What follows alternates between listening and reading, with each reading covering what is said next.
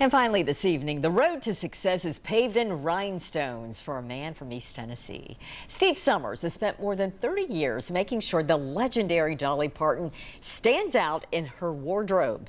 He's been Dolly's creative director and costume designer for 3 decades. And on Friday, he will return to Roane State Community College to share stories and an exhibit featuring some of her iconic costumes. We caught up with him last week to learn what it takes to make sure the glitz and glamour matches Dolly's sparkling persona. If you work for Dolly Parton, you're going to work for Dolly Parton. So the first thing you have to do is be willing to do a tremendous amount of work. And the beauty of working for somebody like Dolly is that you can't outwork her. She starts before I do every day, and she's still going after I'm done every single day. I went to Roane State Community College, and in order to get out of my vocal juries, because I was a music major and an English major, I had to audition for something. We went to Dollywood to audition, and I went to a Dollywood. They listened to me sing and hired me on the spot.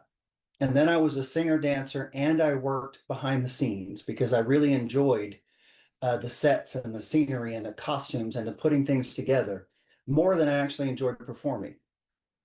And so that's how I met Dolly. The one thing that I would say is, and I don't mean this as an insult, but how incredibly normal she is. She's just a normal girl who happens to have a very high profile job, but she gets up, she drinks coffee, she wants to talk, she wants to catch up on the news. She is just a very normal human, but there is very much a formula. Dolly is a very, very small human. She's a little tiny woman.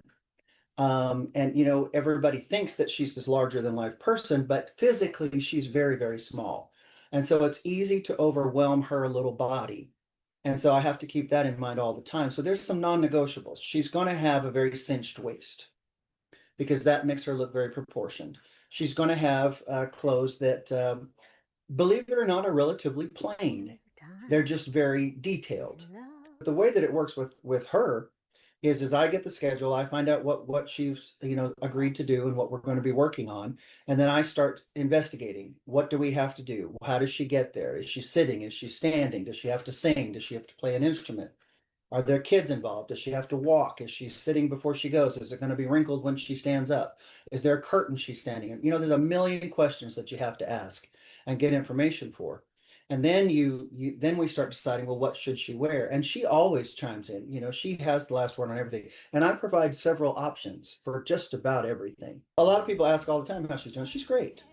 Again, I'm trying to keep up with her as fast as I can go. So she's outpacing me a lot. So no, she's doing very well. Thank you for asking. And I know that, she is grateful for everybody who wishes her well. Clearly a great talent behind the great talent. The event hosted by the Roane State Foundation. It's Friday at 7:30 in the evening at the O'Brien Theater in Harriman. Tickets on sale right now, and all the proceeds will support Roane State's visual and performing arts and athletic programs.